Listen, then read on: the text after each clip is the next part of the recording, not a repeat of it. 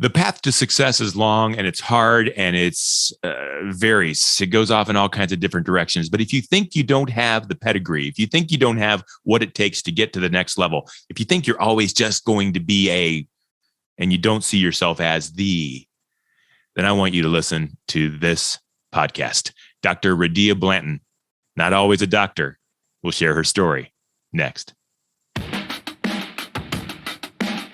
This is A Dash of Grit.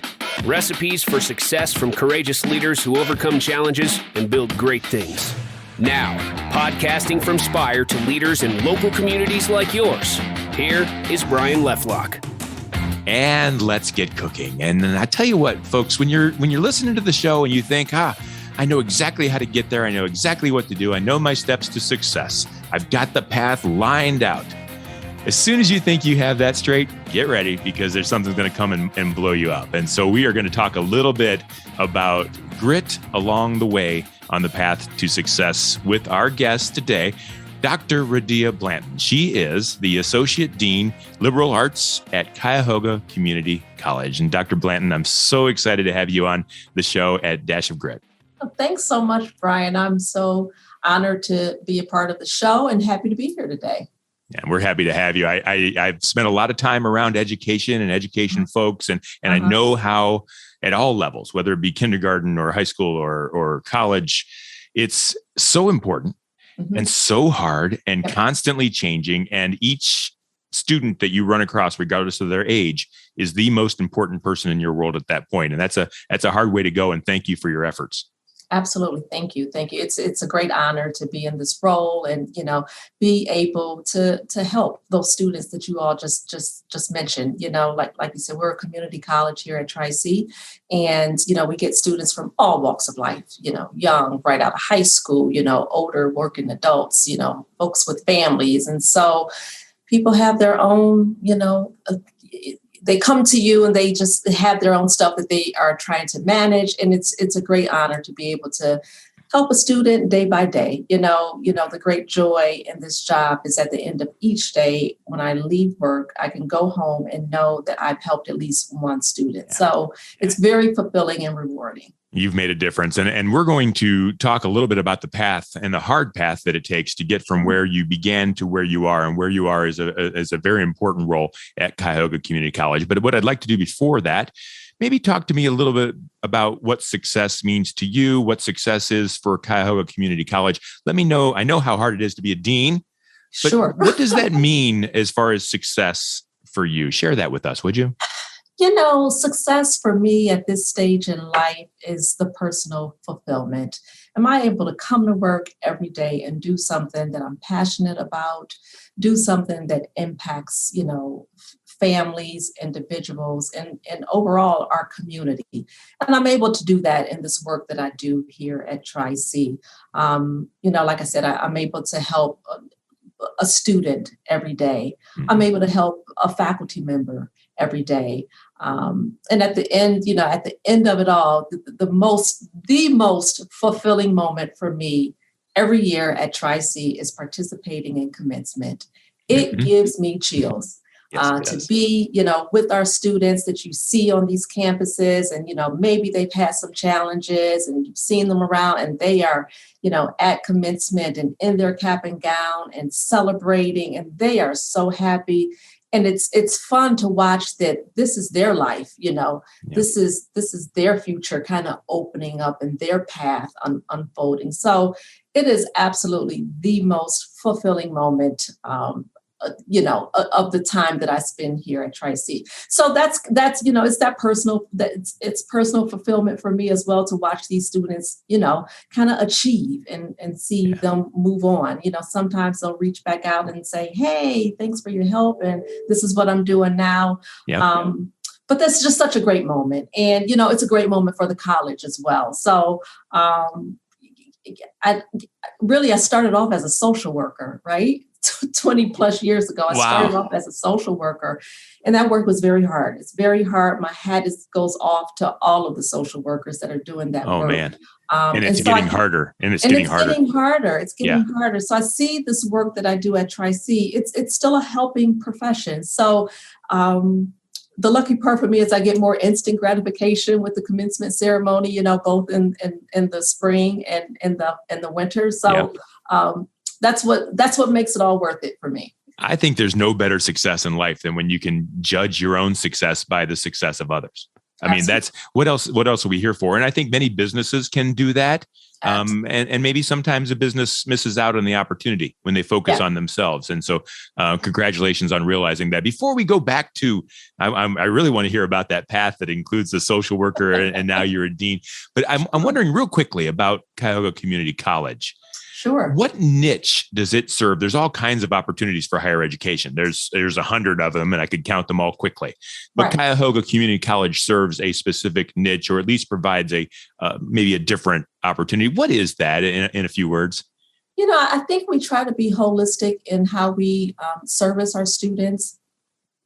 Overall, community colleges, were designed to address needs for women and veterans and minorities. And so we're still operating from that perspective and still, trying to help students that are coming to us. Either, they may, want a 2-year degree and move on to a 4-year institution. So we do everything that we can to provide services for those students so they can come to us, get all the requirements that they need, and move forward to their 4-year institution.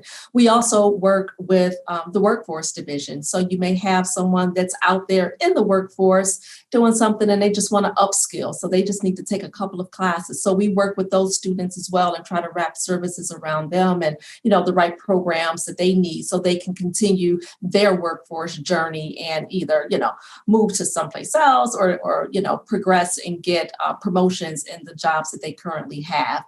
We have a great niche of healthcare workers as well, healthcare education as well. And so huge nursing program, a large healthcare careers field and options for students that are looking for radiology technology or polysomnography. I like saying that. I can't say that. Thank you for saying it.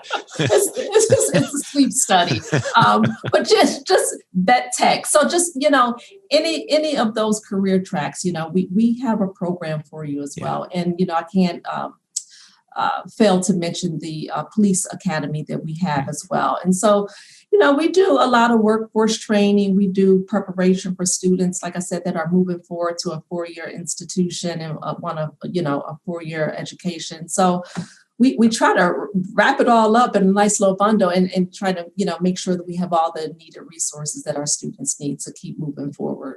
Yeah. And I'm glad I asked because I think that's kind of what I thought you would say. And I'm really glad that there is an option for everyone in higher education and an option driving the future of the workforce and things of that sort. And so that's fantastic. And I'm glad you're there. So here's the way this works, right? Dr. Blanton, people see you on the road and they say, look at that. Look at her. That's Dr. Radiah Blanton. She's the dean at Cuyahoga Community College. And everyone says, wow. But it wasn't always like that, right? No, it wasn't. Let's talk about when it wasn't. And let's talk about, this is about grit and hurdles. Let's talk about the hard path to the successful position that you're in now. Oh, Brian. Oh, gosh. So when you talk about grit, I think about perseverance. I think about courage. And I think about the self-talk. What do we tell ourselves to keep moving forward? So, I'm not unlike any of the students that come to Tri-C. I didn't have a straight pathway of, and plan of what I was going to do with my life. I went away to school. It didn't work out. I came back home and I went to Tri-C. Okay. So I am a Tri-C graduate. And even when I was here at Tri-C, I wasn't quite sure, of my career track, but I knew education was the key. So I was at Tri-C, I was a part-time student, and I was working in an auto parts store.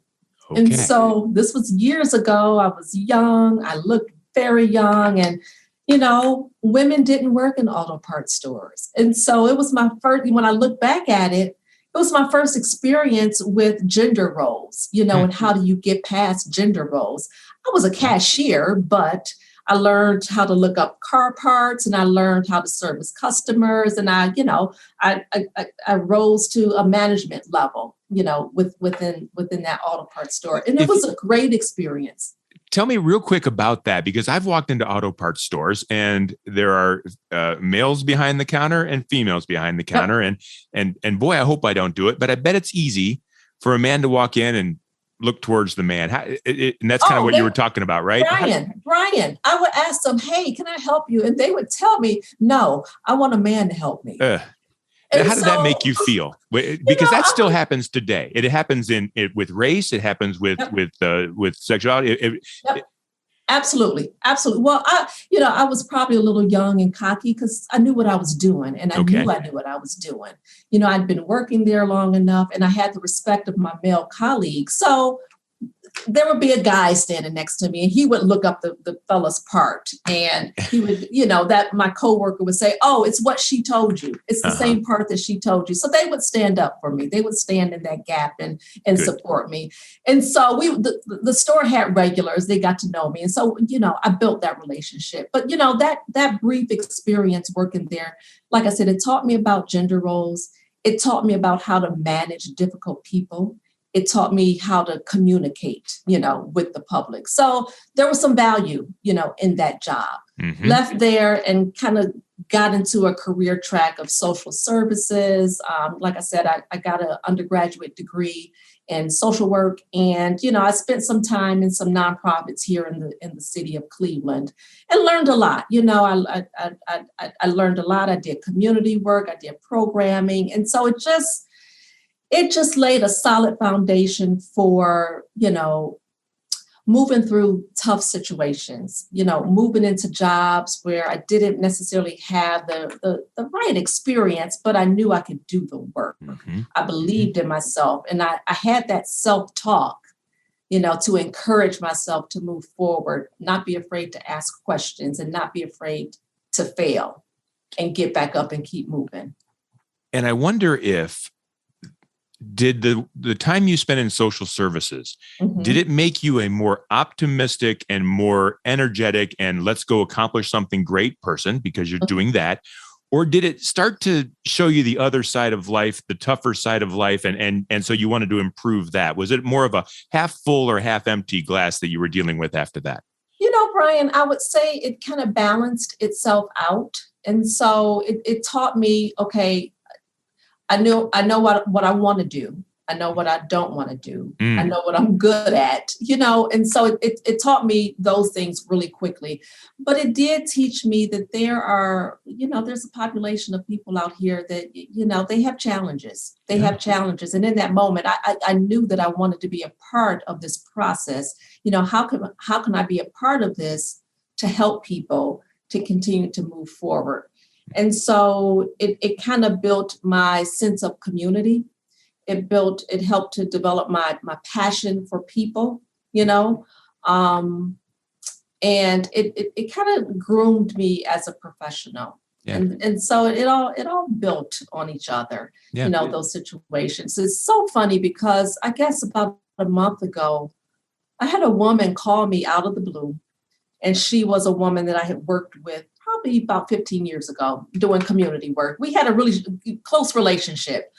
She was a community resident, but very active in the community. And she called me just out of the blue. She had been thinking about me. Yeah. And we just chatted and caught up, and, she's still doing well. But, those are the impacts that you make, when you're doing good work, for people when it's bigger than you. So, that made me feel good. And we just kind of got caught up and reminisced a little bit. And she told me about her grandkids. They're grown now. So it was good. And so, you ask about what the success look and feel like. That's what success looks and feels like for me, is knowing that you made a lasting impact, with people's lives that you've touched. Yeah. And so then what? You're making this difference, and that's rewarding for you. And then something else changed. What was that? Well, so right. I'm making this difference. I'm in nonprofit. I'm doing that work. And, quite honestly, you can get burned out pretty quickly. Oh, yeah. With nonprofit work. And so I felt like I just hit a wall. I've had several different positions. Had learned a lot. And I just knew it was time for something different. And so I saw this job at Tri-C some 9 years ago. It was for a community relations position at the Western Campus in Parma, Ohio. And so I saw the position, I thought about it, and I thought, nah. And then I saw the position again. It came to me again, like within a week. And I said, oh, this is the universe calling me. So I applied for the position. And I knew I could do the work, but I had never worked outside of nonprofit. I had never worked outside of Cleveland. And so this job was in Parma. It was on the west side. I was unsure if I could navigate. I applied for the job and, I did really well in the interview. Yeah, you nailed it. Very good. I did really well in the interview because I wanted the job. And so I got the job and I did well. I did well. And so the challenge for me was navigating in an institution of this size. I had never been, I was used to small nonprofits of, 50 people or less, yeah, as a staff. And so now I'm in this large organization and, I had to figure out how to navigate, what's the politics of the organization, the communication style, just all of it. It was a lot to learn in a very short period of time. Not to mention that, I was picking up a territory of 7 or 8 different surrounding communities where I knew no one. I had no contacts in the community. What's that like then at that point, being that far out of your comfort zone? It makes you nervous. I looked at it as a challenge, and I'm going to be very honest with you. Oftentimes I would go to community events, and sometimes I was the only woman in the room, and sometimes I was the only person of color in the room. Mm-hmm. And so, you feel out of place, but, I know how to operate and connect with people. So I relied on that. Okay. But then really very quickly, I realized that because of those two things, people were very curious about me. And so they would come up and introduce themselves to me. So I use that as, hey, I'm going to make this work for me. Yeah. That's a good approach. Okay. Yeah. And, and so I was able to build very, very good relationships and connections in the community. And, in all 7 of these communities that, I was responsible for representing the institution and, build programming, find opportunities for students to connect in the community, find opportunities for, the institution to connect in the community. And so it was fun. It was fun. I'm a people person. I enjoy meeting people. So while I was nervous, I felt out of place at sometimes, but I looked at it as a challenge and I just kind of took it on, and I would, sometimes going into places, you would just have to kind of pump yourself up. Just go. Just go for it. Pump yourself up. You can do this. Of course, there's other skills, have something that, sometimes I would take trinkets with me, a Tri-C pen or a note tablet or something to, give to folks as a peace offering. But it worked. And so I was very successful at the job. And so here's what I'm hearing so far. You went off to school, it didn't work out. You went to the auto parts store, you had all kinds of challenges trying to learn that and navigate that. You found this opportunity at Tri-C coming from your social work background and nonprofits, and now you're in this big organization. And the attitude every single time is, you know what, you can do this. Yep. Just go, just get it done. Yep. And so now here you are, and it was an easy slide up to the dean position. Is that right? No more grit needed. No? Yes and no. I mean, it's hard work. It's constant. We're at the start of the fall semester and the work is constant. It just goes. So you just have to keep up. But what was the change that happened in between? So you've gone now from being in a very different position to dean. What was the hurdles and the grit? What did you have to overcome to make that very big leap from that initial position with Tri-C to where you are now? When I reflect on it, Brian, I think it's still the drive to want to do a good job, the drive to be fair to people, the drive to want to learn and grow. And so that's always kind of been the foundation of who I am within a workplace. I've always strived to learn more and or do more. And I've always strived to achieve and excel. And so that, I think, for me, that's the key. Yeah. Those are the key. That's the key. And so here at Tri-C, I was in that position as the community relations manager for about 3 years. Another position became available, applied for that. I got that position, and now I'm working at a college-wide perspective. I'm doing community relations, but it's for the entire college. And so, again, that gives me the opportunity to meet more people within here, the institution, and learn people and learn different jobs and just build relationships, build solid relationships. I leave that job, I leave that position, and then I go to Brunswick University Center. And now I'm serving as the director of the Brunswick University Center in Medina. And so that was that, I was nervous with that because now I'm the director. I am responsible for this center, the students, the faculty, the building, the programming. It all lands on me.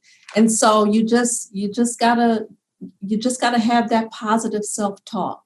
Yeah. You got to have that. You got to have good relationships, within the institution that you can lean on and rely on. You've got to have a good mentor, someone that you can just call and say, hey, I'm not sure about this. What do you think? And they can just give you some honest feedback.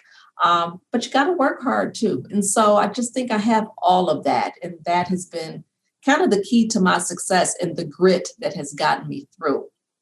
Now, I'll say this. So now I'm the dean of liberal arts, right? And so I was just getting comfortable at Brunswick. I had been in the job for a year and a half, going on 2 years. I was comfortable, and I was like, oh, I can breathe now. And my boss comes over and she has lunch with me. She goes, hey, I want to take you out for lunch. And I'm like, oh, no, I have a sandwich. And she goes, no. She goes, no, I want to take you. Food. Right. She goes, no, let's go out to lunch.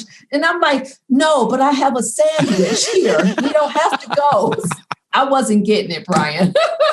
She's like, no, I want you to go to lunch with me. So we go to lunch, and this was summer of 19, so pre-pandemic.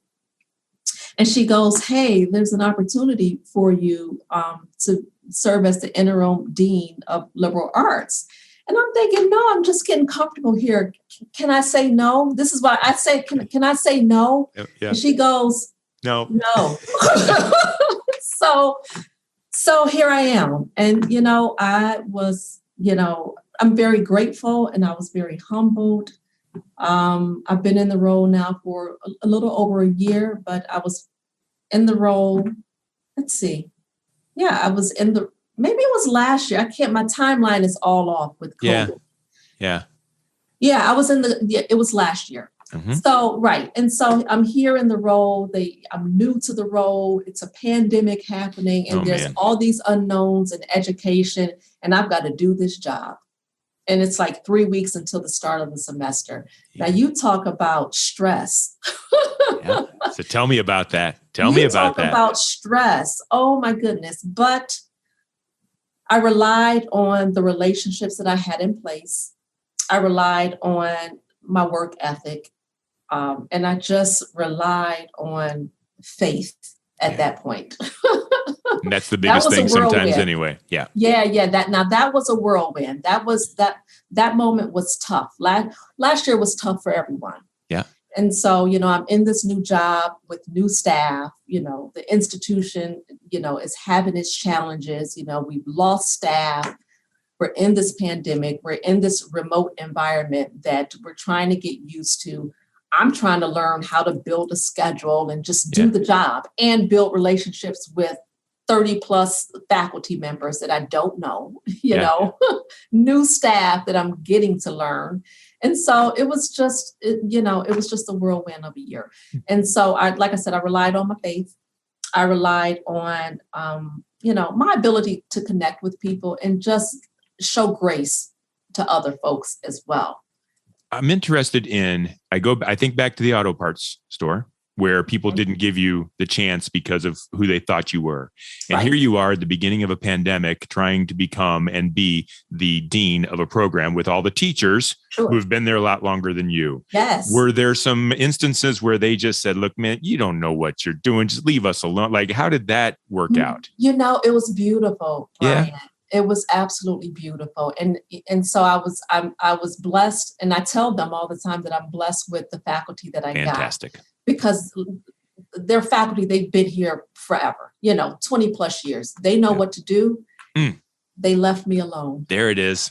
There it they is. They left me alone. People make leaders, don't they? Don't they? Yeah. And it's funny, I'm preparing for my division meeting next week. And so I'm putting my PowerPoint together, and I have a slide where I am just thanking them because they gave me the space to figure it out. And I appreciate that. There was times that we had our meetings. I did the things that I needed to do with them, but they gave me the space to figure it out. And so I so appreciate that. And so it gave me a moment to breathe every now and then, and to process what I needed to do and what I needed to learn. And so I appreciate that they did give me the space. And so I relate that back to being on the campus 9 years ago, and just building relationships, saying hi to everyone, doing what I said I was going to do, having follow-up, because I had a reputation that preceded me in this role. And so when people knew that I was coming into the role, I would hear things like, "Oh yeah, I know Radiah. She's that makes nice. sense. She used to work here." Right. And so I had that. At least. And so that helped, and so you talk about grit, and it's just, being willing to fail, being willing to be courageous, and being willing to be scared, really, and nervous. And that's what I want to ask about. I think of all the episodes I've done in Dash of Grit, the answer to this next question might be my most anticipated. I can't wait to hear what you say about this. Okay. You, in your history, again, I'll say it again, didn't work out the first time you went to college. Right. You became a social worker, came into, you had an undergraduate degree. Yep. You are now a doctor. Yes. You've earned your degree as a doctor. You are the dean of liberal arts at Cuyahoga Community College. Yes. What do you say to anyone who thinks they can't do it? They don't have what it takes. They don't have the credentials, the pedigree, the status. What do you say to them? Because you've overcome every single thing I think it's possible to overcome. Keep moving forward. You just keep going. There was always an element of belief in myself. I always believed that I would achieve higher than where I was, but I didn't know what it looked like. I didn't know what it looked like. I didn't know it would look like, oh, I have my bachelor's degree. Now I'm going on to get my master's degree. And so I didn't know what that looked like. And so people talk about exposure. Exposure is huge because it can help you see and produce your own future. And so, like I said, I knew I had it in me, but I just didn't know. Now, very honestly, after I got my master's degree, I had a family member that went on and got their doctorate, and they were like, "Oh, you should get yours." And I'm like, "Nope, I am good. I'm done. I'm done." But being here at Tri-C, it opened up additional opportunities for me. Once I started working here, I knew that higher education was the space for me. I know that I will finish my career in higher education. Yeah. Again, I don't know what that looks like. I want to continue to grow and develop, but I knew that to stay in higher education and to continue to grow, I would have to go back to school and get my doctorate. And so that was scary too. And so let me back up just a little bit. So when I got the position at the Brunswick University Center, I was starting that new position as the director. I had just gotten married, and I was starting my doctoral program. So I had 3 life-changing events that I was balancing all at the same time. Wow. Yep. So that was a lot. And so every day you just kept on going. I just kept on going because what else can you do? And you kept on expecting more. And I think that's one of the keys as well. So what's next for Dr. Blanton? What are the hurdles that you think you need to overcome in the future, maybe for the college or even just for yourself? What if you keep going, what's next? Well, very honestly, I just want to sit in this role for, a couple of years because there's a lot to learn here. So, I just want to challenge myself to continue to grow and develop in this role. But, I've got some professional development stuff that I want to do, present at some conferences, do some travel to conferences, that stuff will come. Yeah. I do want to continue to grow here, at the college. I just don't know what it will look like yet. So, we'll see. We'll see. Keep your eyes wide open. And when that opportunity is there, you're going to jump right in. Exactly. You are inspiring. And I wonder if there are people that are interested in learning more about you or talking to you or even about the school and the opportunities. Sure. How might they get in touch with you? Would that be okay?